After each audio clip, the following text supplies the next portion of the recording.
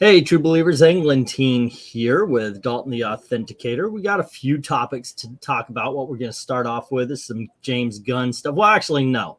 What we're going to start off with is a conversation we're continuing backstage. Why talk backstage when you can finish it on camera, even though it has nothing to do with comics, right? Am I right? We're monetizing our conversation. This is what these lackadaisical streams kind of are, is us having the conversations we would normally have anyway and monetizing the crap out of it. This one has to do with the fact that everybody knows I'm bald, so why do I always wear a hat?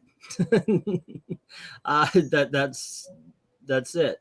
Actually, this hat was bought for me from I believe what's this one? I always have to look like, what hat am I wearing? Oh no, this was bought from me from I don't know if I would call him father-in-law, but he was pretty cool. Loved Disney, and he was like, "Oh, here, have a hat," because he just kept he would buy anything Disney, and literally it was just, here you go.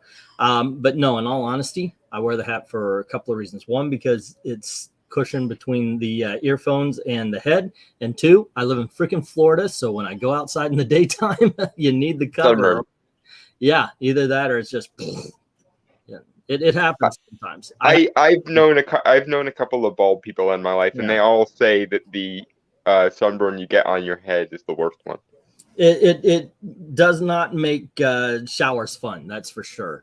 That's for sure. Anywho, there are a few topics I thought we could talk about today.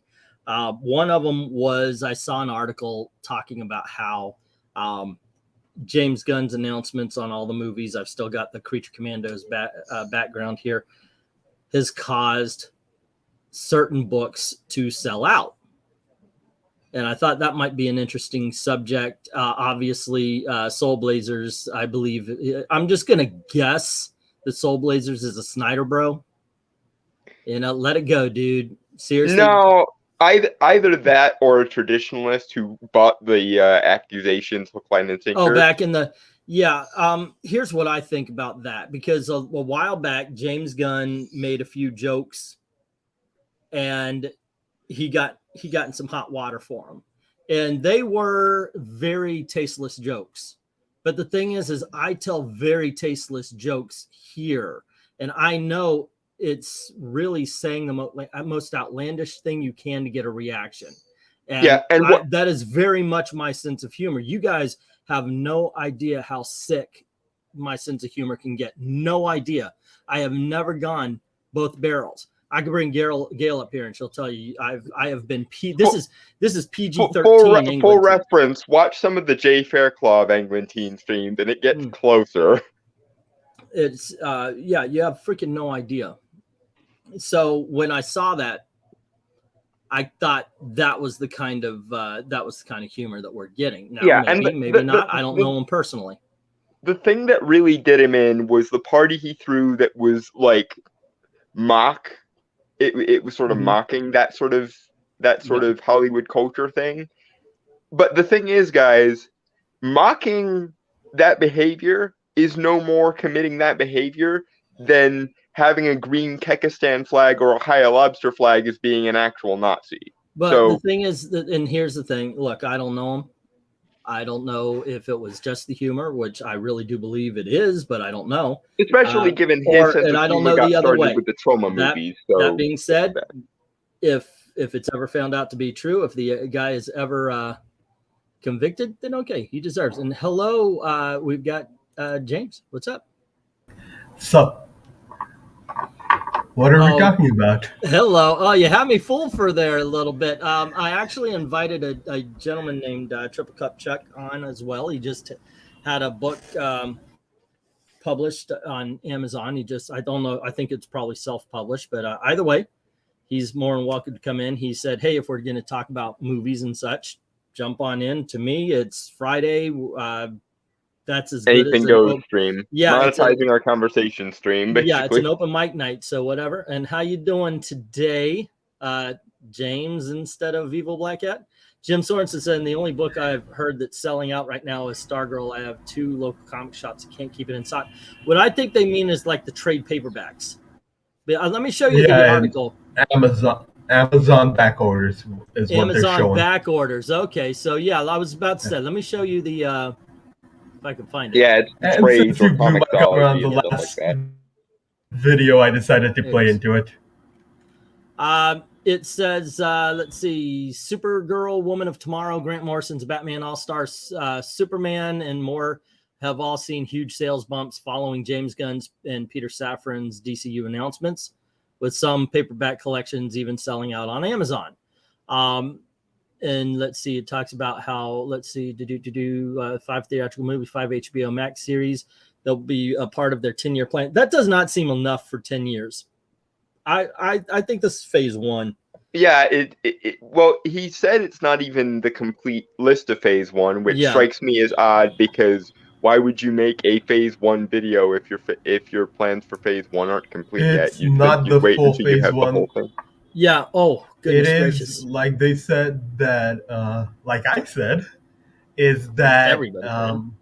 Yeah. So what happens is that some of them you announce it and you can tell what they are, and they want to keep that secret. So this sounds good to me. Maybe the first 2 years, maybe first 3 years. I'd say bring it on quicker than, you know, I want to see stuff now. I would be willing to watch that crappy Batgirl. Okay, I know it may ruin the decision. No, it doesn't. If we know what is actually coming around the corner, just put this out and go, see, we told you. Well, the other thing of it is, and why I wish they would have waited until they had the full slate finalized for chapter 1. The chapter is called Gods and Monsters. No Gods and Monsters. I see exactly one that might fall in that category, and that's Swamp Thing. Where the heck are the Gods and Monsters in the Gods and Monsters? I was under some bizarre idea that they were going to do a live action version of Gods and Monsters. Go figure. You've got a book called it, but they do have an animated version of it. It's pretty cool. I liked that version. But yeah, they're talking about these books selling out on Amazon. So I'm glad that it's getting. I'm glad that it's doing something. You know, comic shops need a boost, gang. So yeah, this is only a good thing. I was worried, of course. You guys know one of my holy grails is Weird War Tales number 93. First appearance of the Creature Commandos here. So I was worried, you know, about the fact that these announcements are going to make certain comic books go through the roof as far as their values are and everything. So I'm kind of happy to announce no, not so much. These are similar prices as they've been that all through now. I think this is a little higher because this one has 3 days to go. It's already at 152. $150 was about the top for a nice high-end first appearance of the Creature Commandos, which actually this is not a bad copy right here. So now, mind you, it'll go up as we get closer to the actual launch date, probably. Maybe not. We'll see how it is. How people are looking towards it. Is this something that's sounding like it's going to be good? If they come out and say, "Hey, we want to do the Creature Commandos, but we're going to do it for a modern audience," I'm sure that will freaking derail out of this thing. Yeah. The other problem is the worst. The other problem is the reaction to the announcement itself, for the most part, was just kind of okay. Like, there wasn't this big, massive outpouring of fan reaction when it happened. It was just like, this is the thing he's doing. Okay. Oh, hey, Triple Chuck, Triple Cup, come on in, man. I thought I left a. Did I? Yeah, I left a. What do you call it when you actually invite people in? An invitation. Yeah, I left an invitation in the DMs. Jim is saying, if conversation I heard at a restaurant is accurate, I think the new DCEU and any MCU is DOA. You know how I feel about that kind of talk. It may be real. I mean, I know I'm one of only a few, and not everybody thinks like me. But once again, I sat through all the freaking buddy cop movies, all the freaking romance movies, all blah blah blah blah, yada yada yada. Transformers. Twilight, everything else. Yeah. Until we have emptied the coffers of all characters. I don't want to hear this superhero fatigue crap. I want to see everybody have their own freaking movie before I hear it. I'll be on my deathbed. That's when you guys could talk about how there's too many superhero films. Well, the other thing is, and this is where I part company with you just a little bit, is I would like to see all of these characters represented well. I'd rather wait a little bit and get a better representation than what Marvel is starting to do now and what DC has been doing since day one, basically, with them, which you is have more time to wait. I don't. So let's get to it, guys. Let's get to it. But I don't want the genre to die just because there's a slew of bad ones because they wanted to rush it out too much. Look, putting out good movies, obviously, that's what everybody wants. That just goes with the territory. We want to see the movie. We obviously want it to see it being done well.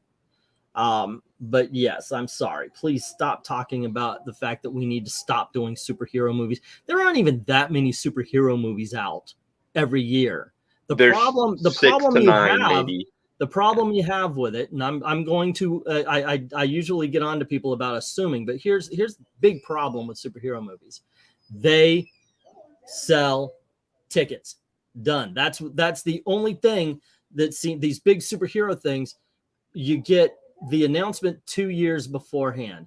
Then you get the first trailer. Then you get the announcement for the real trailer. Then you get the trailer. And then you get another announcement for, hey, the third trailer. And by the time the movie comes out, it's already time to promote that next superhero film, which started advertising 2 years prior. So it's just an onslaught.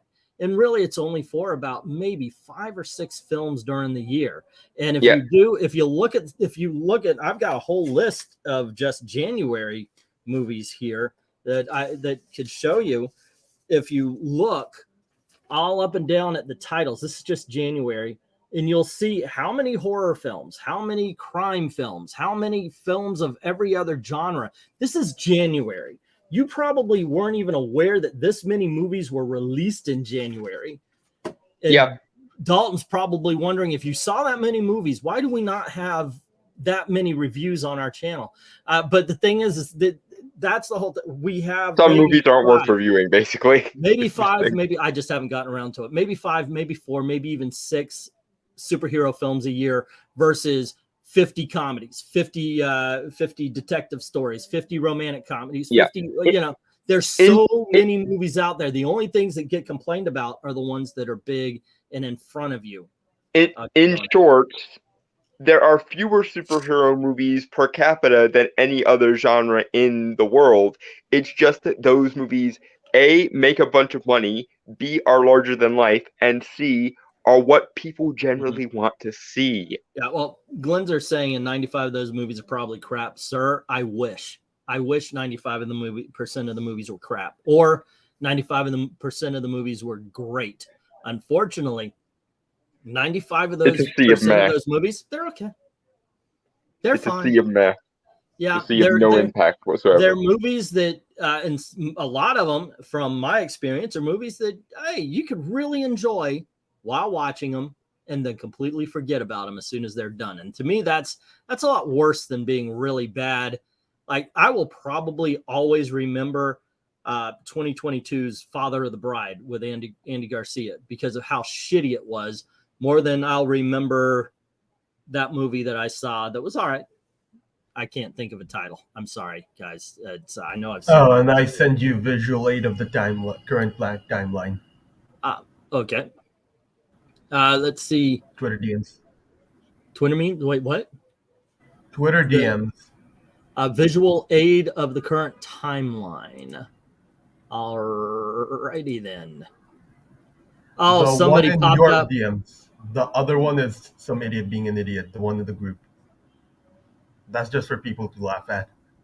The one that says Superman. Yeah, I got it.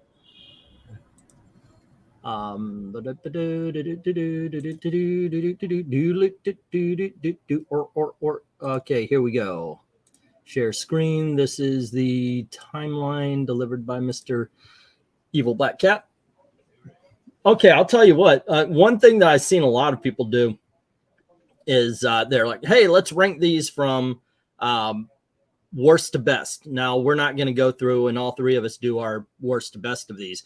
But what is the movie that you're least looking forward to seeing? Let's do this like that.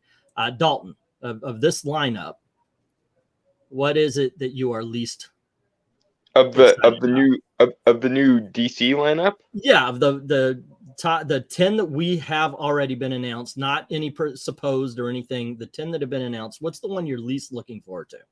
I'm honestly, it's a toss up between the Flashpoint movie and the Superman Legacy, which, by the way, the fact that James Gunn wants that to be a young Superman movie and the behind the scenes shitstorming that was the Cavill situation as a result of it, the fact that it's called Superman Legacy is extremely ironic to me.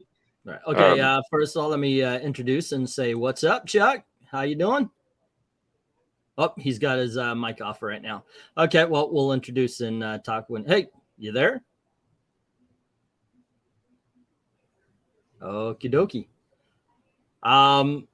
When you've got your stuff ready to go, just give us a heads up and say hello. And I'll go over to Black Cat. Black Cat, of these, which one is the one that you're least looking forward to? Possibly either Supergirl or Paradise Lost, because Supergirl, damn king, hate that guy. Ruined most comics.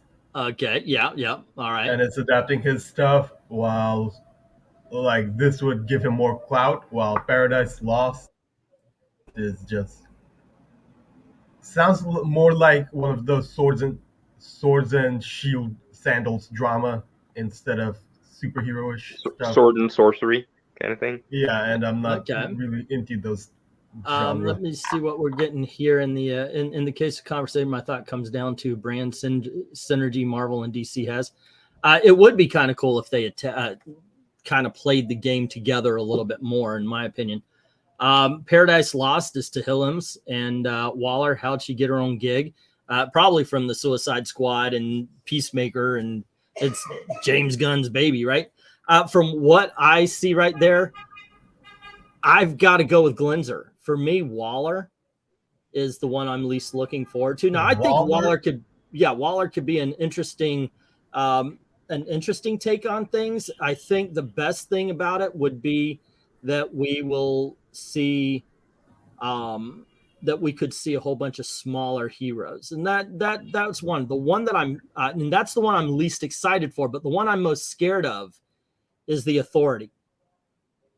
Let me explain. Okay.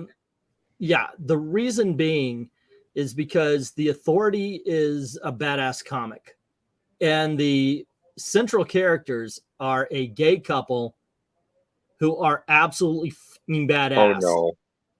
And I could see that going tits up as the wokesters try to get a hold of it, and social justiceism. Yeah. And all of a sudden, these two badass gay people are just flipped up. Big Gay Al from South Park. Yeah. I mean, look, we know that the woke Hollywood does not like people who are not white straight males. They say they don't like white straight males, but every time they get their hands on somebody who is not a white straight male, they make them the worst version of a stereotype that they could ever find. Well, here's the logic behind it. I think they'll do that with Authority. I'm afraid. Well, I should say I'm afraid. The logic behind it is they don't like any person of those minority statuses to have their own individual independent personalities. They basically believe that demographics are some sort of hive mind, and therefore if you are a gay person but you're not a Big Gay Al style stereotype, you are being gay wrong. If you're a black person who doesn't support BLM, you're being black wrong, and so on. That's why they do that. They don't care about the representation of the individual people. They care about representation of the idea and the conception of those people that they have in their heads. It's basically the house N-word phenomena. Just oh, and by with the a way, new let me impetus. do this. Unfortunately, I guess Triple Cup had a hard time with his equipment, video equipment. I'm pretty sure. I mean, young man, he's fine with his equipment. But anyway, the door's open, Cup. Whenever you're ready, come on in. Going to the other side of this, Otis is saying he's fired up for Lanterns, Superman, and the Swamp Thing. Now, we also have, Jim saying it's easier for me to say which ones I'd like to see: Swamp Thing, Lanterns, and Creature Commandos. To him saying Authority should be the first one to go. Go up. Like, let's put out Authority first. Swamp Thing was one of the cheesiest movies of the 80s, but that TV series they released just a couple of years ago, wow, was pretty great, actually. Look, yeah, I'm a huge fan of the 1980s. I was about 13 when the 1980s Swamp Thing came out, so I'm a huge fan of that movie. But I gotta tell you, that TV show, holy Toledo, was cool. Yeah, and yeah, I think why people are kind of sleeping on Swamp Thing here is because Swamp Thing is yet another one of those characters that is perfectly suited in my wheelhouse, but that nobody other than weirdos like me knows. Thus, at some point, probably closer to when it comes out, I'm gonna have to do a video like I did for Doctor Strange and Doctor Fate, explaining why Swamp Thing is awesome, which I have no problem with doing. So, well, let's stay go in the tuned other for that, direction. folks. Let's join them in the other direction. Black Cat, what would you say is your most anticipated? You really, this is the one that's got you. From what I've heard, Lanterns. Yeah. Like, I'm a huge Lantern fans, and thankfully they're doing this as a series so they can stretch the story out for hours instead of just a 2-hour film where they just gloss over a lot of details. Mm-hmm. Like the Ryan Reynolds movie, like Sinestro and Hal are supposed, like how they glossed over it to one training session and then Sinestro turns evil, where it should be like the Sinestro-Hal relationship. You would be able to see the fall of Sinestro. Yeah, if because they did. it is, the relation is the inverse of Vader and Obi-Wan. Instead of the student becoming evil, it's the teacher that slowly lost his mind and became evil. I think more projects should be like that. Should be like the Netflix shows or the HBO Max shows where he's right. You just can tell a bigger story. Supergirl was a miniseries. Let's do it as a miniseries on HBO Max rather than a movie. I think that would be a lot better. All righty. Do we have him? Hey. Oh, okay. I thought we had him. Chuck, you there? Okay. Well, okay. So how about you, Dalton? What's the one you're most anticipated? The one that really... I mean, obviously it's going to be Swamp Thing, especially because the slate is called Gods and Monsters, and he's the only god or monster related thing there, which kind of massively annoys me. Yeah. Do you guys really trust Gunn? Sure. I mean, why not? I like Peacemaker. He's made two awesome Guardians movies and an awesome Suicide Squad. So let me go down the line too. I liked Peacemaker. I liked Suicide Squad. I liked Guardians of the Galaxy. I liked what was that worm movie he made? What, Slither? I liked the evil Superboy movie. What was that? Yeah, called? he produced Brightburn. Yeah, there's not a lot that Gunn has done that I do not like. Also, when he made these announcements, the first Scooby-Doo movie was his low point, but he worked that out of his system. Even that was fun. It was silly and stupid fun. No, well, I mean, it also massively improved from the first movie to the second movie. Yeah. So, So, yeah, I do agree. The second movie was better. But yeah, okay. And one more time, hey, Triple Cup.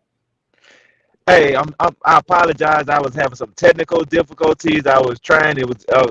It's been a minute for me, so I just want to say I didn't want to mess up the floor things. But man, appreciate you for just dropping me in here on short notice. And when I heard y'all was talking about Swamp Thing, I was like, hometown. Man, what's good with y'all? How y'all doing? We're doing well. You're still roboting a touch, but hopefully that'll work itself out. Congratulations on the publishing of your book. Appreciate it. Highly appreciate it.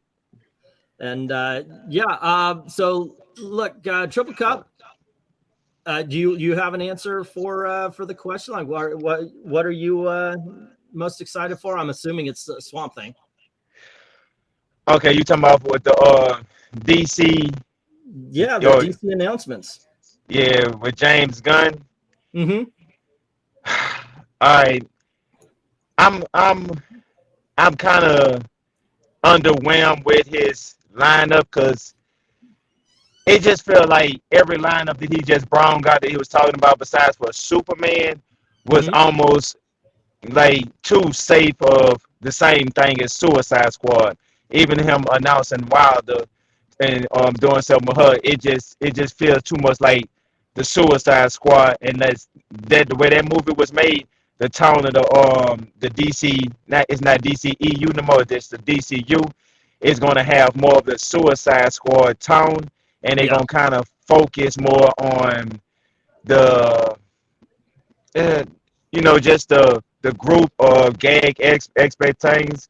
But when I was saying they was gonna refocus on Swamp Thing, and it was gonna reboot Superman, the rebooting of Superman, I think that's that could be good when it comes to like being able to go back to the ground roots, and before Superman was just so OP when he was still learning some of his powers to give you an enticing story in that fashion. But they it's by just by what DC doing, it just right now it's kind of hard to get behind any of their projects, because I'm in that category where it's a possibility that they might just flip the switch again, and then just start the whole the DC universe all over again, where you don't have no confidence in their products as of right now, because they pulled Batgirl and that movie was done.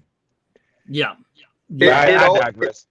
It also it's all riding on Flashpoint at the end of the day, because that's the in-universe reason why the universe changes. So if Flashpoint bombs because of Ezra Miller and because his version of the Flash isn't very likable, then this is also academic. If they can't get this first phase off the ground with Flashpoint, then I hope they realize it's also irrelevant. Yeah, Triple Cup, your mic is a little bit, not by a little bit. It's actually a lot. It's kind of not just roboting. It's kind of it's in the you're sounding very loud. Just if you wanted to adjust, we're getting talks about it. But the thing with all of this, I'm hoping James Gunn understands if movie A does, and this is, I think, is Warner Brothers' problem. They didn't get the reaction they wanted from Batman and Robin, so they trashed the rest of the whole thing. They just dropped it. Bullshit. You go on to the next one. Batman versus Superman, you mean? That's what I meant. Yes. Yeah, Batman. Did I say Batman versus Robin? Batman versus Superman. Exactly.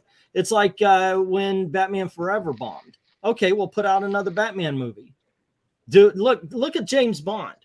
James Bond has been running for 60 years now, kids. And when you have a bad James Bond movie and 2 years later you have perhaps a better James Bond movie, that happened with the Timothy Dalton one. That happened where you went from Spy Who Loved Me to freaking Moonraker, which sucked all sorts of balls. And then you go on to, I believe it was For Your Eyes Only. Yeah, two good movies, and right Pierce in the middle Brosnan Pierce Brosnan went too goofy and over the top, so they overcorrected and did Daniel Craig, and now that they've overcorrected and did Daniel Craig, they'll probably overcorrect again and move back to like John Wick style James Bond movies, which honestly sounds pretty good to me. Say Flashpoint is not a good movie. You know, let's get rid of the whole because of all the backstage stuff. Let's say like it just isn't a good movie. It doesn't gel. Well, you bring in that next movie and you send it off. You just make sure that every individual movie is good and you put them out. There are going to be some that resonate and some that don't. Marvel was an anomaly. Marvel is a completely different animal with the way they had taken things for the first, 15 years? Yeah. So yeah, my pick for what I am most excited for, I mean, it's obvious. I want to see Creature Commandos, even though this Creature Commandos is not the Creature Commandos I grew up with. You know, I like that 1970s oh goodness, Dirty Dozen style thing that we had going on with the Creature Commandos. I want to see that so much. Give me the Swamp Thing as well. I'm up for that. But one thing that I've heard, and I don't know if this is what Cup was getting into, but one thing I've heard is people are mad because we've got a lot of side characters. Instead of rebooting or redoing the frickin' Trinity. I'm sorry, you know what? I love Gal Gadot as Wonder Woman. I think Henry Cavill was damn perfect. Not perfect, but damn near perfect, because there's only one perfect. There's only one perfect. And he didn't have the production values or the genre behind him that was necessary to make it stick. And tell you the truth, as soon as I heard the announcement that Ben Affleck was going to be Batman, I wanted a solo Batman film. But it's done. And, you know, okay, let's move on. But we've seen the trilogy. We've seen the Trinity. Let's bring on Booster Gold. Let's bring on the Creature Commandos. Let's bring on Swamp Thing. Let's bring on all these characters that have not had their chance. The one biggest disappointment, in my opinion, the one biggest disappointment is the fact that Brave and the Bold is Batman and Robin and not Batman and Deadman or Batman and Hawkman or Batman and Sergeant Rock. That is the biggest disappointment to me. Well, I mean, I think what they're going to do is Batman and Robin are going to be the main characters of the movie, and then they're going to interact with the others. I hope, because I want make it a TV show, and I want to see that interaction with the rest of the DC. You basically want live action Batman the Brave and the Bold from like 2010-ish. I'll take animated. I wouldn't dispute. I will. Well, no, I don't want it to be silly. You know, like that. I want it to introduce characters from the DC universe, make it a test kitchen of sorts. Like if this character is popular, if people are responding well to it, maybe go forward with it. Don't be so locked down into your idea. Don't be Kevin Feige. Kevin Feige is Kevin Feige. He's locked down. Be able to move with what the audience wants. Like for example, everyone who watched Black Adam, much to my everlasting enjoyment, came out of Black Adam going, Dr. Fate was the standout character in that movie, not Black Adam. They should be talking about a Dr. Fate movie. Yeah, why the hell didn't they call up Wes Anderson and Matt Smith and go, hey, Matt, you want to play Kent Nelson in his younger days? Ooh, and hey, Wes, you want to direct it for us? That would have been some gold shit if they had done that. You know what? I think you have just spawned the first poll here. Let me see. Let's see. I'm not even on the right. Hey, mic check right quick. Hey, now he sounds good. Yeah, What's you're good. up? You fixed it. Yeah. Good. There you go. I'm with you with Dr. Fate. They gave a real compelling character, and then the way the CG and graphics of how he looked and it was just one of those characters that you could watch not his origin story, but just like, I don't want to do those spoilers for who haven't seen Black Adam yet, but I just would say prior to the Black Adam movie, if they did something with Dr. Fate, I think that'll be something that could rival Doctor Strange movie without actually copying the Doctor Strange movie. Yeah, honestly, I think a Dr. Fate trilogy could be better. And like I said, my ideal casting for a young Kent Nelson would be Matt Smith, and I would beg Wes Anderson to direct it, and then I would have it set during the like 1920s, 30s, and 40s, and have Fate be the one that establishes the golden age Justice Society. Yeah. And then he does his dance from Morbius. Yes. That must happen. I'd kill all of you. If that happened, I would destroy this planet. This planet would die. I am not. No. I'm thinking more Matt Smith in his more serious moments as the 11th Doctor, like during the Colonel Runaway speech of A Good Man Goes to War, or in the rage freakout he had during Victory of the Daleks and so on. That's the kind of energy Matt Smith should be bringing. He shouldn't be like, he can be lighthearted because even Pierce Brosnan was fairly lighthearted. I mean, did you see that scene where he just quietly sits there eating Altoids while Black Adam and Hawkman are beating the crap out of each other. That was that that was was the great freaking glorious. scene. Love it. That was glorious. I put in poll. Matt Smith is Dr. Fate. Yes or no? Obviously not on the slate for it, but you know what? Just for fun, would you like to see a Matt Smith Dr. Fate? Let's see. Legacy Superman. I fight for truth, justice in the America. Oops, I mean a better tomorrow. You know what though? James Gunn said American Way. So fingers crossed that he will actually stick to that. Actually, Peter Safran did it. And Peter people Safran, lost their I don't mind. care. Whoever did it, let's hope they stick to it. Because that is something I'd be more excited for. So you're a little bit more, Chuck. You're a little bit more cynical towards these. You're more like Dalton than me. I'm kind of excited for this slate. I'm very excited about the fact that they're announcing characters that aren't Batman, Superman, and Wonder Woman. Although I do think the world deserves more Gal Gadot Wonder Woman. Right. I'm in a boat where they need to introduce more characters, but I just the way going by it, I think you need to have the core characters to like be like pillars to stand down to introduce these newer characters. Like the DC or the DCU, if the best move they could make is they could have just started at the end with Doomsday, and they get Flash to do a Flashpoint, and from that point then reintroduce the new characters, but don't just phase out the old characters. The only character that should have been phased out is the one they didn't phase out, and I'm kind of baffled by it, but I don't know if that's something that you want to bring up. But Ezra Miller as the Flash, when he was the easiest to eliminate, because if he did a Flashpoint, as soon as you go into a Flashpoint, they could drop a new character right there and just say a new actor as the Flash. Yeah, a lot of people that's the rumor. That's the rumor of what they're actually going to do. This I've heard anyway that this is Ezra Miller's last ride, no matter. Well, as I was saying earlier, though, and I agree with you to a certain point that they should be willing to go ahead with movies even if one movie doesn't do particularly well. But the problem with doing that with Flashpoint is the in-universe reason why the change happens. And if Flashpoint bombs, partially because of behind-the-scenes drama and partially because, let's face it, even back during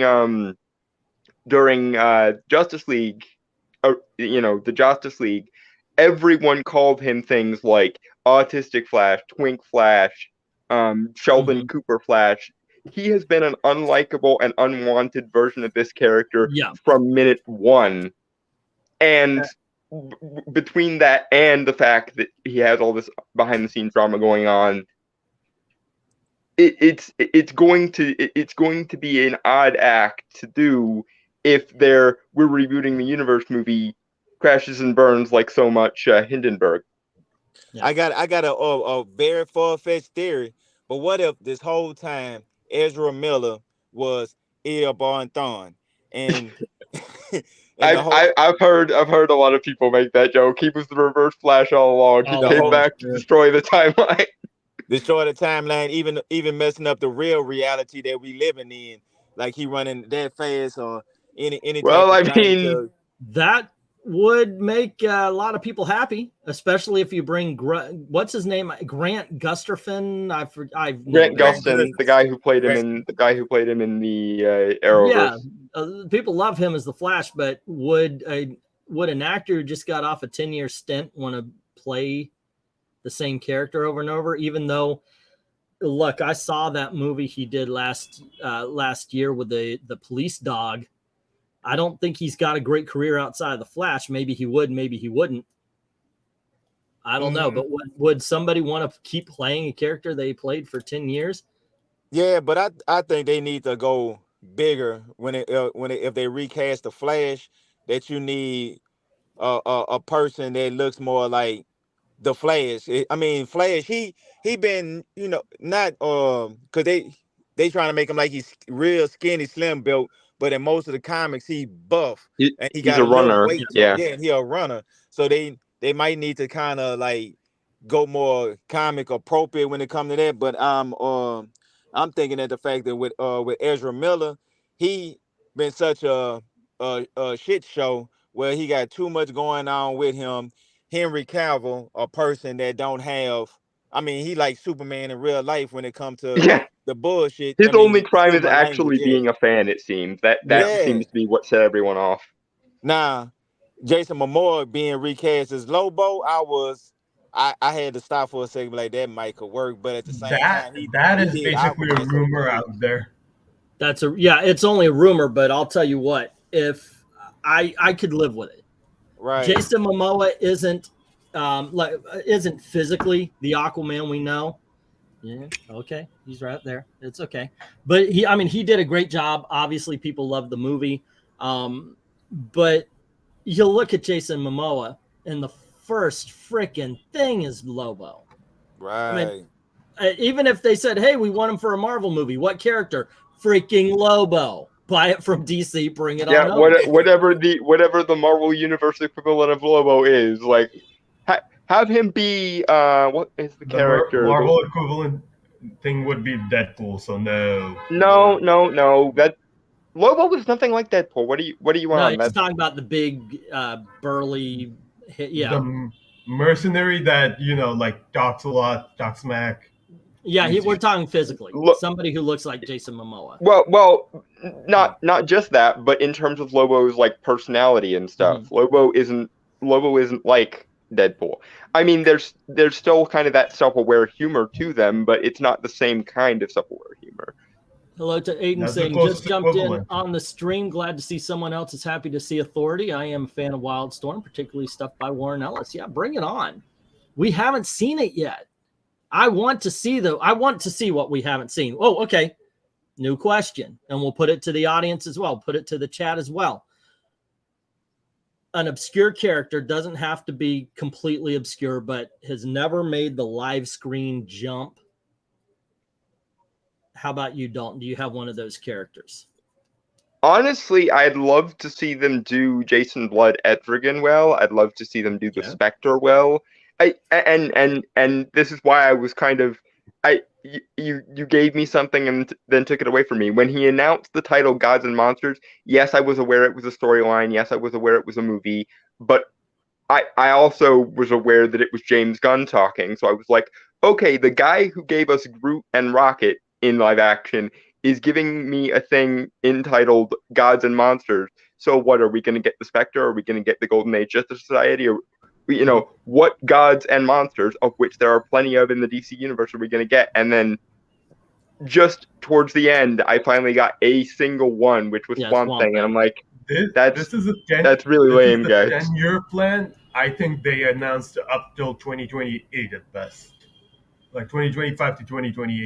I think there's movies they're hiding. Like I said, 10 movies. Yeah, it's like half of 10 years. It's not even full phase one. It's half of phase one. They're hiding. They said that there's a movie that if they say the name, is going to give too much away, so they're going to keep it for now. So I'm looking in that direction. But what is an obscure character that's never had their own movie that you would like? And by obscure, I just mean really not known to the general public. I would say either the JSA or an ensemble thing like maybe Legion. Legion might be too soon. Maybe Legion of Superheroes could be a show. Okay. And a JSA movie. Cool. How about you, Chuck? Who I think they should get? They should have a movie. Yeah. They are the star of their own film. They've never been the star of their own film before. Just once again, not generally known to the wider audience. The person that I wanted, it was like it had plenty of chances, still have chances, opportunities, but it never could cross the threshold. And the movie I would love to see was one about Remy LeBeau.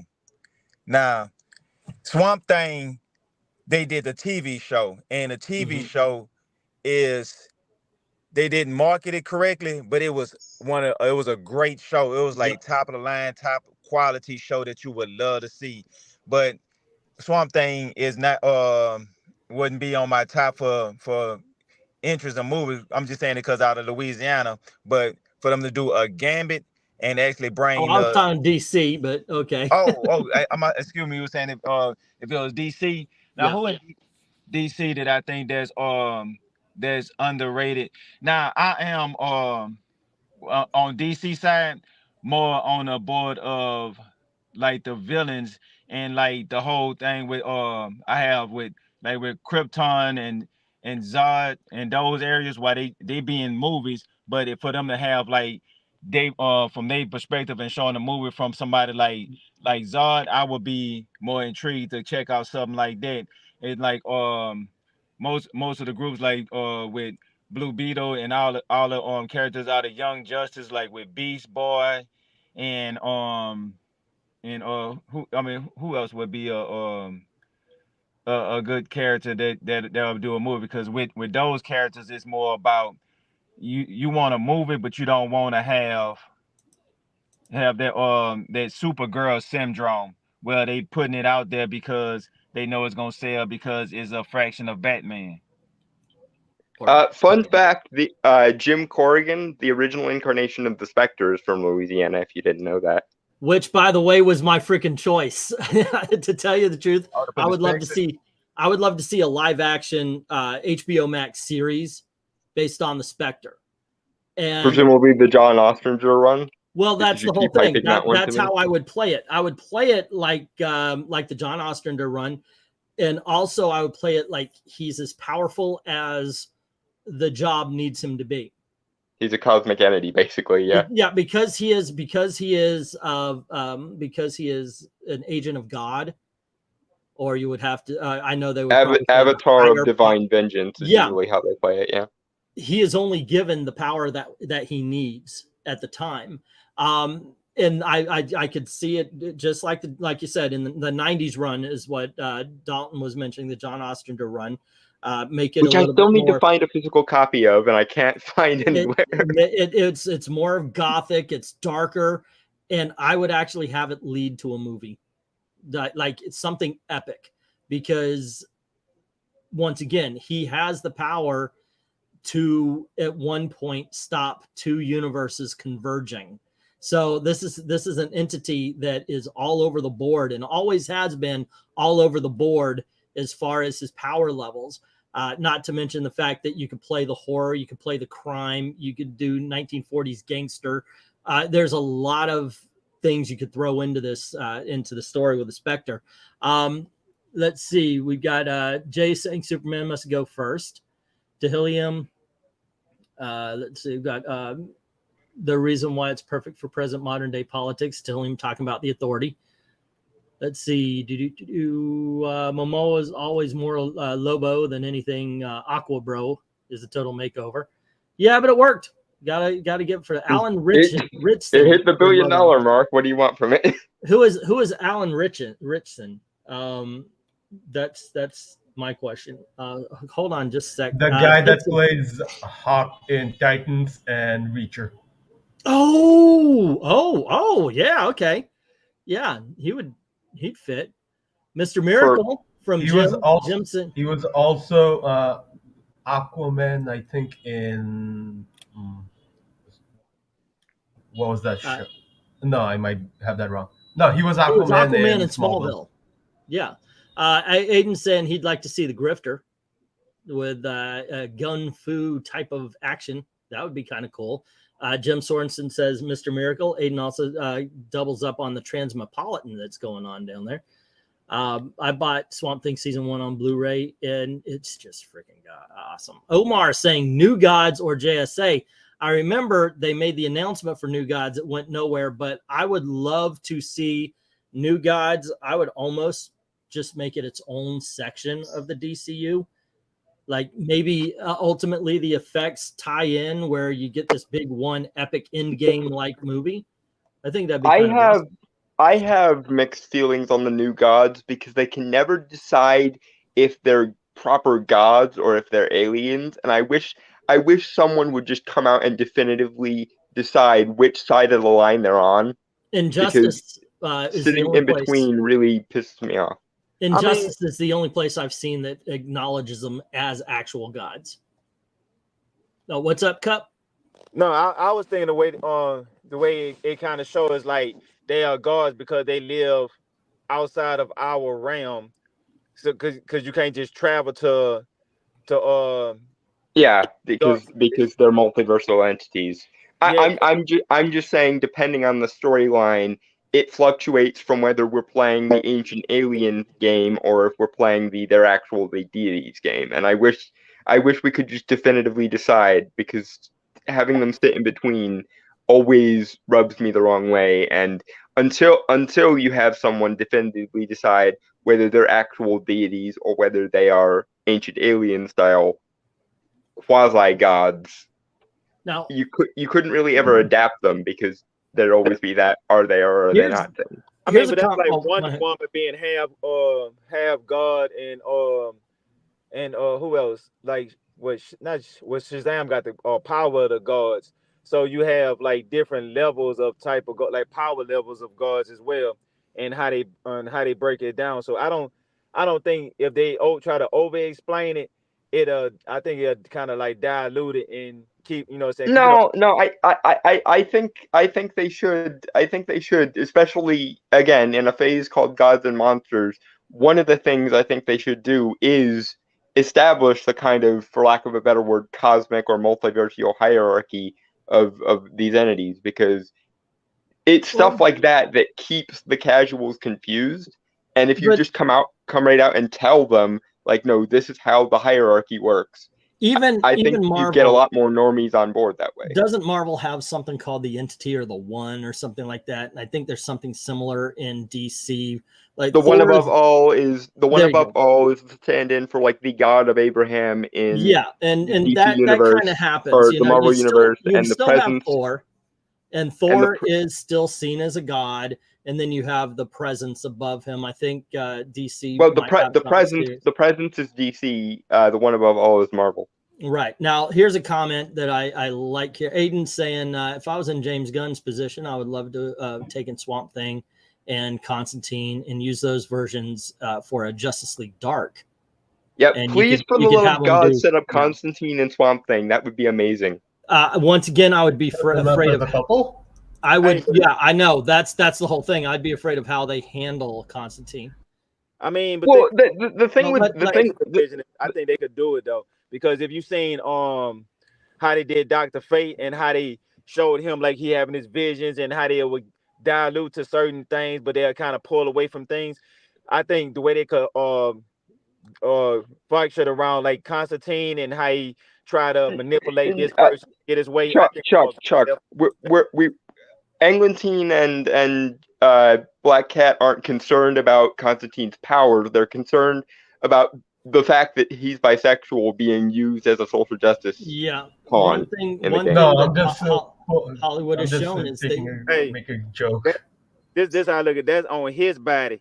And what I want to see Constantine in his full glory, because to me, Constantine is one of those characters where you don't know where he stands. Sometimes it be so far left, and then you think you want to kill him because he did something, but the whole time he actually ultimately do the right thing, and he the one to have the more higher arc into it. But when it comes to the destruction of comic books and the way they doing these movies with poor storytelling and adding too many love stories or sexual stories, that kind of make me down about comics on the cool, because I feel like it's more to a story than who with who. Yeah. Now JP Fawn and I mean, you could make us care about the characters' relationships, but we have to care about the character first. Is the thing.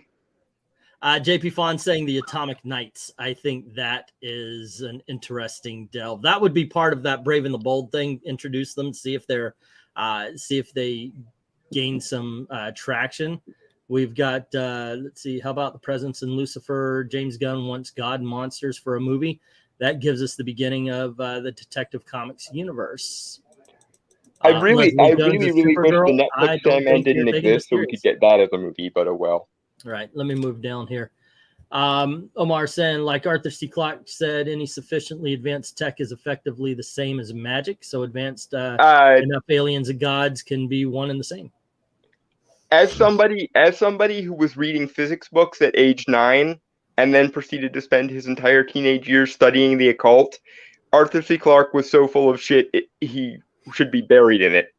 Alrighty, so Aiden said, honestly, just use the TV Constantine. He was just like the comics. Looks like they are going back to Keanu, though. Well, Dalton truly loves Keanu Reeves, and he's a big Constantine fan. He's like, forget that TV guy. That TV guy is blonde, and blonde. Eglantine, you remember how we started the stream when you were talking about how much your head hurt because of the earphones? How do you think it's gonna feel when you end up getting buried in boots to the head? Okay, so we heard that straight up. Matt Smith is fake. No. Hey, the dude on the TV show play a good Constantine.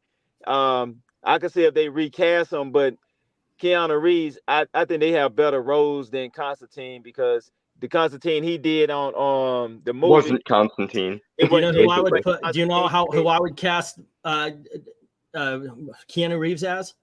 Morbius. You said Morbius? In the Morbius chair, the whole 9 yards. There you go. That's my casting of Keanu Reeves. Mobius. Did I say? I said Morbius. Mobius. Yes, Mobius. You did, and now I'm imagining I've got a Matt Smith poll. I read Nerdettes. I was thinking Morbius. Mobius. Yes, it's mobbing time. Mobbing time. Yes, I think he would actually be good as that, especially if you're gonna do the New Gods. I think that's the place to put Keanu Reeves, Mobius.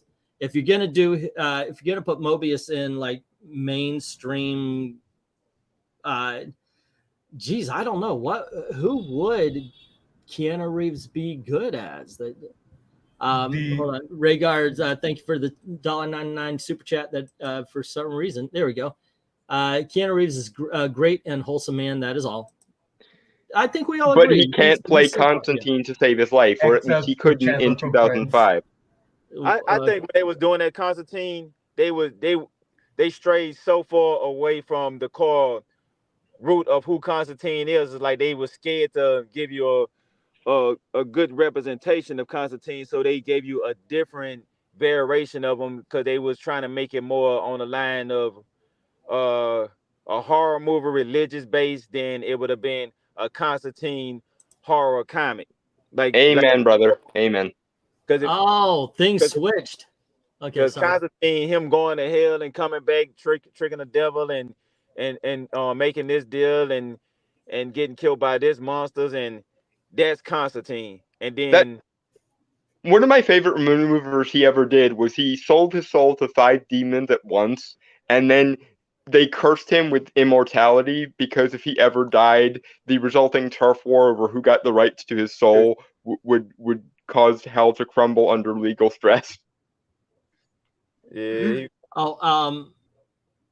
By the way, since she's in the chat, I saw your video game advertisement there, Nerdette. Not bad reading there.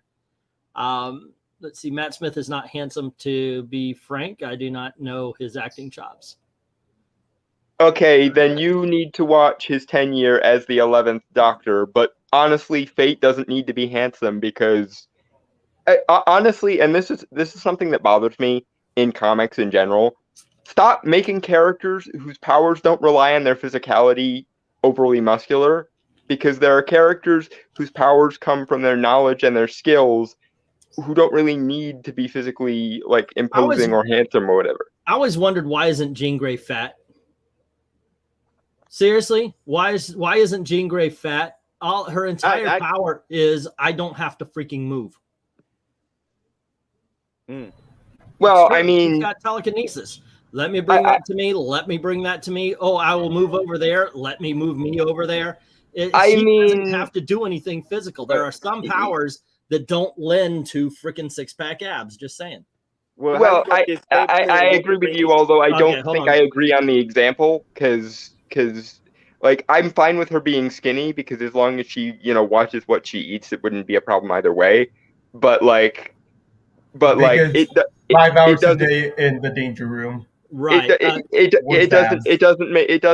doesn't make sense to me, for example, why people are constantly obsessed with drawing a Doctor Strange or a Dr. Fate as muscular, because Their powers are entirely metaphysical and entirely here's one intellectual. that- There's no reason for them to be hot. Here's first, Cup. You wanted to say something. You go on ahead, say your piece, and then I'll respond there.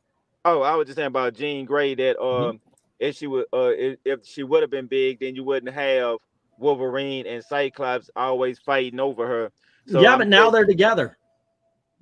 Honestly, can they just be a thruple? Can we just short circuit that entire dilemma entirely and have all three of them? No, I mean, no. I'm gonna take that one and place him with the the Iceman. Jay, unfortunately, the books I have ordered for tomorrow are not in yet. So I will be doing a Monday auction. I apologize for the inconvenience if it inconveniences anybody. They just didn't come in. So yeah, kind of got my hands tied on that one. So Monday night will be the comic book auction this week. Sorry about that, guys. Alrighty, let me Oh, and hello, and thank you very much. Rhaegar saying Jean Grey uses her psychic powers to burn fat and build muscle tone. That is all. Thank you very much for the I don't think that's how that works. That's never been how that has worked in anything resembling telepathy. You know what? Do you know what? If I'm arguing against myself here, I would also love for comic book characters, comic book superheroes, to go back to what they were before, where especially mutants, if they used their power, they got tired. There were times and now you don't see that at all. But there were times in the X-Men where Nightcrawler would go bam, bam, bam, bam, bam, and he's done. He's tired. He expended energy doing what he's doing. Now because it's just like any other physical reflex for them. It's an extension of their physical bodies to some degree. England team wants Lizzo to be Jean Grey. It's just okay. Here's one that I never understood the hate for, because immediately, first of all, I read the book Hollywood and Vine. It's a good book. Faith is a fat superhero. Her power is to fly. She doesn't move very much. As a matter of fact, in Hollywood and Vine, it shows her flying from her couch to her refrigerator, grabbing ice cream, flying back. Yeah, so her power isn't the same as, say, the Flash or something like that. Certain powers don't lend themselves to automatically being the Adonis or the supermodel. Or particularly handsome while we're at it. Like why is it all the superhero characters are like cover model pretty as well? Like that makes no sense. Because you're doing a movie and you want it to sell, and but there are plenty of actors in movies who are attractive enough to be actors in movies, but don't always play like the attractive male lead or the attractive female lead. Like there are plenty of actors who are ugly by Hollywood standards, but still pretty enough to be actors. Oh, by the way, about a half an hour ago, I started a poll. Matt Smith is Dr. Fate, yes or no? For the longest time, it was yes, getting more votes. Yeah, that's my fan casting, by the way. We're going to end the poll now, and it is no, 60 to 40%. You people need to watch more Doctor Who, because I'm 90% sure that the reason you're saying no is because the only thing you know him from is Morbius. But watch his tenure as the 11th Doctor. In particular, watch an episode called A Good Man Goes to War. That is some Oscar-worthy acting right there. And if he brought that kind of, I'm young, but I'm still wise and still a serious still lighthearted, but still serious person. If he brought that energy to Kent Nelson in his younger days during like the 1930s, 40s, and so on, that would be golden, especially with a good director behind it, like Wes Anderson, who was my fan casting for a director of a Dr. Fate trilogy. I started another one where I said, should superpowers cause exhaustion and other effects? It was brought up by, Aiden mentioned, or they have to eat a lot because they burn so many calories. This is something that's gone the wayside in comic books. They can do anything, and sometimes it seems like they could do more than what their power set allows, because the actually, if Kitty Pryde can phase herself through a desk, that means she can make herself diamond hard. No, it doesn't. It does not. It means she can phase herself because that's her superpower. Yeah. But she doesn't have universal density shifting like the Molecule Man or somebody like that. She has Vision power. has the, as you said, universal density shifting. He can but be. You have somebody like Jubilee. Well, her powers, it went from just little firecrackers into manifesting into to bombs, and then she becoming a vampire some odd way, because they kind of lost me on that one, to be honest. Yeah, that was when Jubilee became a vampire. Yeah, what was the She got turned into a vampire by another vampire. Oh, okay, so it wasn't they upgraded her powers, so now she's a vampire. She got bitten by a vampire. Okay, never mind then. I don't have as much a problem with it anymore. Oh wait, what was the Vic Sage thing? I saw Jay saying Vic Sage, and you know what? You got me at the question. By the way, that is an obscure character I would love to see get his own TV show. Don't want it as a movie. Love the question. Maybe I'm spoiled by these 10-hour-long movies that everybody can make as TV shows now. But I would like to see a question TV show done like that. To me, they're just done a little bit better, like you said, because you get time to, if they're done right, to build the world, to introduce the characters, to expand them. If they're done wrong, of course, you know, it's not going to happen either way. I don't think I ever need to see episode number 2 of Velma, you know, just saying. I've been watching the entire series as it goes along. No one even needs to see the first episode of Velma. It's a travesty against art. What were you saying, Chuck? Y'all don't like Velma? Do you like it? I mean, it's an amazing show. Yeah, okay. You say that with a straight face, mother, and then we'll. I was genuinely concerned that we needed to call the. Like, did we find the one person who liked Velma? Let's hear it. Okay. We need to understand this for posterity and science. Hey, look, with Velma, I got the theory. The girl Gigi is Scooby Doo, because Scooby got the blue collar. Gigi always wearing the blue eyelashes and the blue clothes. So Gigi is Scooby Doo. They gonna see. I have a different fan theory. My fan theory is, you know how the killer in the episodes is like taking people's brains out when they kill them? What if they end up putting all those people's brains in a dog and then basically Frankensteining them together, and that's the edgy, quote unquote, adult reason why Scooby can talk in this setting? That would make sense. But I'm going with one close to yours. Mine is just, instead of it being that, it just being Gigi's brain. They taking it out, and then that's when they gonna transfer hers into Scooby. Yeah, I think that we have now given more thought to Velma than any of the writers did. No. Obviously, the reason why our two fan theories make sense is because we actually put thought into it, which is why they're probably gonna end up being wrong, because we actually put thought into it, and the writers' only thought was, how can we use this as an ideological vehicle?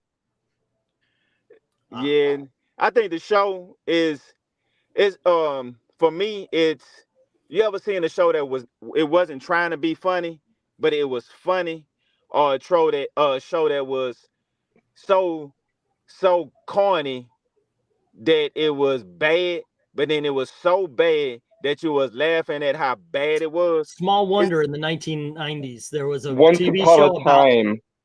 TV show about a young girl robot taking care of a family or living with a family, and I saw a couple of episodes, and it captured it just like, what were they on when they made this TV show? It's called Small Wonder. It sucks, but I promise you, if you put on an episode, you will be stuck watching that episode. Scooby and Shaggy are hinted at dating as a joke in the Mystery Inc. Mystery. Okay, which if they actually do, it would be a thing, but also it's kind of racist, as it turned a literal black woman into a dog. Yeah, which is why I hope they go with my theory and they put everyone's brains that they stole into the dog. Hey, that's why I think mine gonna win, because the show is so cringe. They make fun of, all right, they got white jokes up in there where and it's one of all of them tasteless white jokes. It ain't nothing funny. It's like when they say, the white privilege because he get this, and then this is how a man should feel when he speaks, and everybody shut up and just listen to him. And she just say like, oh, you don't see the times that you gotta struggle to get somebody attention to be a man. They just see the glorified things, and they make a joke about it. That if you are a person that have something that you gotta have dingy, Fred gotta be dingy, and they going overdraft with that. See, they doing all of that stuff intentionally just to get the internet on fire to talk about Velma. And to and me, also because they think it's moral, basically. But yeah, but I find it funny they turned Shaggy into a black guy because according to the canon that has existed since the 60s, Norville Shaggy Rogers has Confederate ancestry. That is freaking beautiful. I'm sorry, but it just that to me is so freaking funny. But Norville is the only character that's on there that's actually standable. Everybody else, and did you see how he got friend zoned to hell when he tried to confess to Velvet? It was terrible. I at that point I was just like, okay, that's where I draw the line. God damn it. My mind went to darker places because when I saw they made Shaggy black, I went, are they commenting on black people using marijuana all the time? What the fuck is going? I actually thought that was what they were doing. Yeah, no, the joke is that Shaggy has always been implied to be a stoner, and therefore this version of Shaggy hates, or this version of Norville hates drugs. In my opinion, when I saw the picture, research on drugs. Say again. He do a lot of research on drugs. Yeah, it's all research. When I saw that they were that they were going to turn Shaggy black, I was convinced we would see Shaggy and Scooby driving in the Mystery Machine to How I Got High at some point in the TV show. Like they would just be singing, and then Scooby would go rrr, rrr, rrr, rrr, rrr, and they would just keep going, man. That was the scene that I had in my head. Maybe I'm a little disappointed I didn't get it. I don't know. Hey, but they should have drifted off of the Scooby-Doo characters just a tad bit, where it'd have been more acceptable, where they would have had new characters but still had similarities to the old Scooby-Doo game and gave homage to them. But looked like they just was like, well, we got to tag off of this IP that's been around since before I was even born, and is a high value IP, is gonna catch attention, and then let's give the people what they don't want, because if we talk about them, they gonna say, oh, well, with the poor writing, because the writing is horrible. The only good writing is the overall arc, not about her mama, but about how the whole time of how she trying to figure out that is the killer this, this, or is they doing that or with the brains and stuff, and how they bring the last 2 episodes. But besides that, is a funny shit show for me. It's so awful that most SJWs even reject it, which I find funny, because they made up this theory about it being a right-wing psyop, and I'm just sitting there going, no, this is what you wanted, and this is exactly why all of the rest of us, centrists, lefties, and otherwise included, told you don't want social justice taken to its logical extreme. It's the same thing. A show like this as well. Finish your thought. Sorry, Dalton. It's the same thing that happened with Daniel Kibble-Smith's New Warriors. He was such a dyed-in-the-wool true believer SJW that he took social justice to its logical conclusion, and then when the social justice warriors were faced with the natural logical consequences of their beliefs, they hated it. I'm 4 episodes into a TV show that I have not laughed once, and that is That 90s Show. Why am I 4 episodes in? It's not that it's like horrible bad. It's just your average sitcom. But I've literally, I've not laughed at this thing, but I can't seem to stop watching. It's like a freaking train wreck. Also, go ahead. No, I just said I had watched the first episode because I just wanted to see how they was going to introduce the the characters now from the 70s show and how they gonna convert it into the 90s. And after I got my little taste of it, it's been on the back burner for a while. But the show that's on Netflix shows that's like that, there's a bring back, is Wednesday. Hands down, Wednesday is the slap your girlfriend asleep. I'm gonna sit here and watch this in peace because I gotta ingest all of this. That they really stuck true to the material. Wednesday. Wait, did you just say knock out your girlfriend so you can enjoy this TV show without her interrupting? Exactly. Hey, don't tell me. I will say I had nitpicks and about Wednesday, and honestly, if you want to see kind of my Addams Family fanboy breakdown of Wednesday, there's a video over on the channel I Love Movies. It's doing pretty good too. Where I break down my I've been a lifelong Addams Family fanboy nitpicks of Wednesday. Oh, sorry. Yeah, go ahead with your about Wednesday, because I'm a new fan, so I'm a newbie to it, so I'm gonna have to make sure that I check out the it's like a comparison of how the Wednesday was in the old ones, and then the remake, and then the new remake of how she carry herself. Yeah, that most of my problems with the show are how the characters are portrayed and written.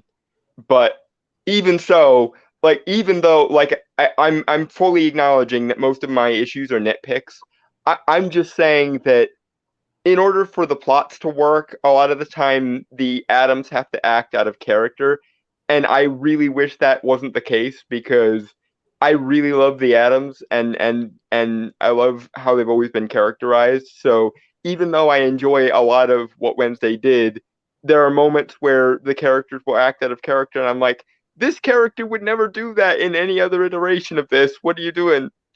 Well, but like I said, watch the video for further context. Ahsoka has been talking about how Velma, going back to that for just a sec, has united the internet on hating this show, and that the show has a lower rating than even the Teletubby, She-Hulk, High Guardian, Spice Barney, and the Dinosaur, and even Santa Inc., which was incredibly bad. It was horrible, horrible, horrible. Another show, by the way, I hear Jenna is into older men. Wish me luck, and I am married. So anyhow, the another show I was so wanting to love is Kaleidoscope. It stars the dude from Breaking Bad and the evil Jedi guy from Mandalorian, something Esposito or something. Giancarlo Esposito. Yeah. Say again. He was on the cover of Far Cry 5. Yeah. I wanted to like the show. I watched the first 2 episodes. It's okay, but it's not. It doesn't grab you. It's kind of disappointing when a show does that. I was jazzed for it too, just based on the dude. I don't know his name. What was it? Giancarlo Esposito. He played Gus Fring in Breaking Bad and Better Call Saul. He plays Stan Edgar in The Boys, and he is my favorite character in that show. Yeah. And yeah, he's a really good actor. I'll follow him. Let's see what you're doing. But this show, man, it's 2 episodes in. They're an hour each. That's a full movie. If you can't grab me during a full movie, it's really hard to go back and watch that show. Yeah, Giancarlo Esposito. Okay, there you go. Yeah. It's just I don't know, just not gelling for me.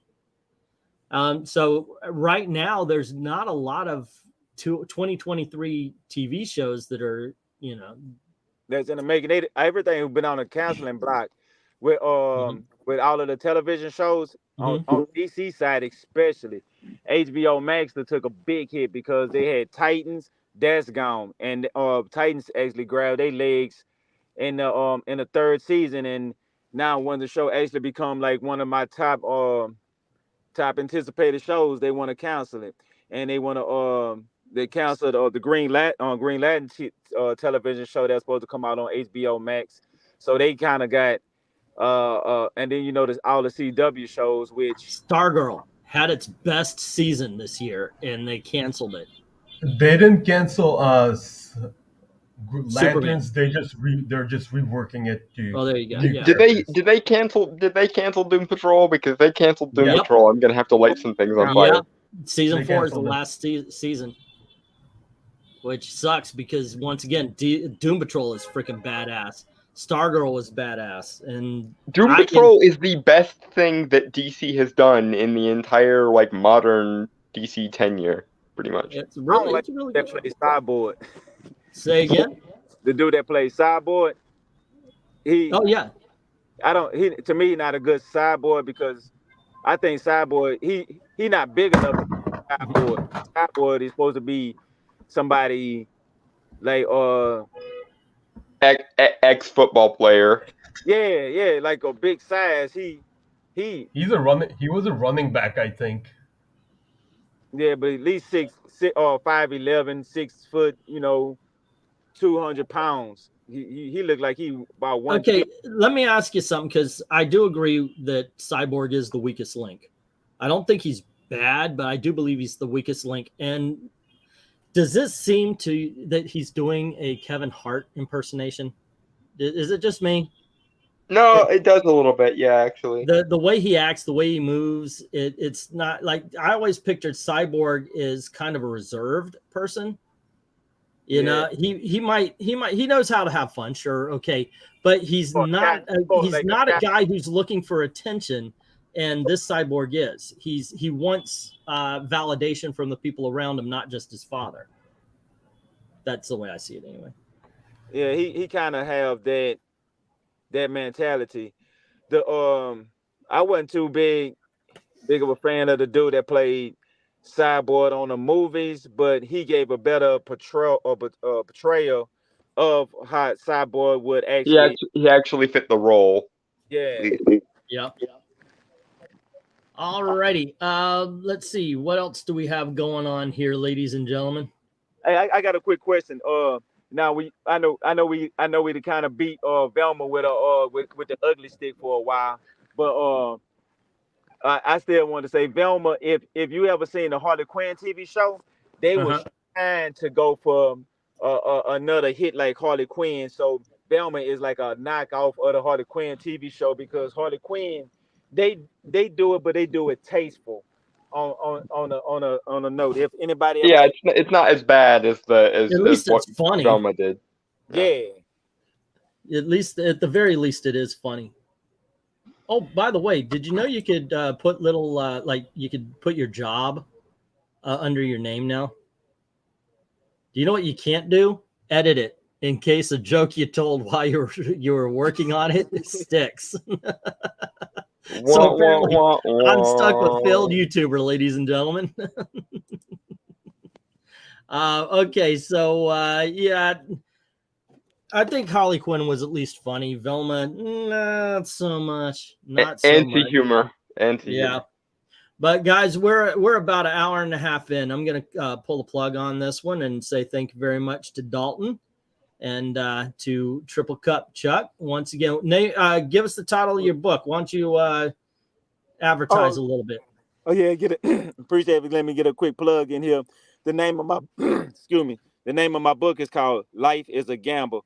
It's a fan fiction novel. Y'all gonna see a lot of superpower, superhero stuff with cutthroat, and it's like multi realities that end in a deadly game of Russian roulette. It's like when you get evolved into it, it's gonna immerse you because I made it more on a note of if I was Michael Bay writing a book, how much action can I put in here and make it cinematic? So when y'all presumably a lot better than Michael Bay is with it though.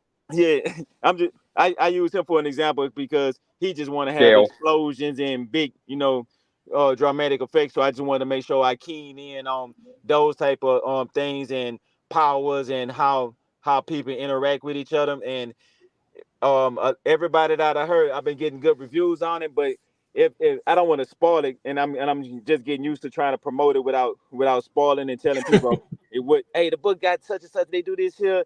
But when everybody had to read it, they don't people don't even like comics and stuff. But when they was reading my book, they was like, man, I need to start reading more books like this here to introduce me into more of the lane. So it's open the doors for individuals that ain't much that was never interested in a genre. So I'm trying to like bridge a gap and open doors and give a person an in-depth look at how Normie's how, first comic book universe, basically. exactly. Well, there you go. Once again, it's on Amazon, and one more time with the title. Life is a gamble. And and once you pull it up, you'll see a casino boat. You'll see a woman ass cheeks. So that's how I'm promoting it. That's actually what I have. So it's a on the pulp wall novel, behind the is what you're computer telling me. Right. Okay. So, and are you under the name of Triple Cup Chuck selling this book, or? Actually, it's my girlfriend had did it to me. She had twisted my arm, and then she said I need to put my real name because I gotta be more professional. Because when I do talk about comic books, it's just me, Triple Cup Chuck, and I like to have fun. But she was like Charlie Ray Carter. I was like, all right, there you go. And there's the author right there. All right. And once again, thank you very much to Triple Cup. I appreciate you for having me out here, man. I enjoyed myself. You know what I'm saying? Last minute, you just drop me the link and say, come on, let's do it. So we here. Doors always open. And thank you to Dalton. Thank you to the evil black cat, now named James with a gun. I got it now. With a gun. I was staring at it all this all tonight, and I'm like, what the hell's with the water pistol? Oh, you did a bit. I am an idiot sometimes. All right, you guys. did expose me in the video, so why not just admit it? Right. Okay, kids. Thanks for hanging out with us, and as always, thank you very, very much for watching. Have a good night. Cheers, guys.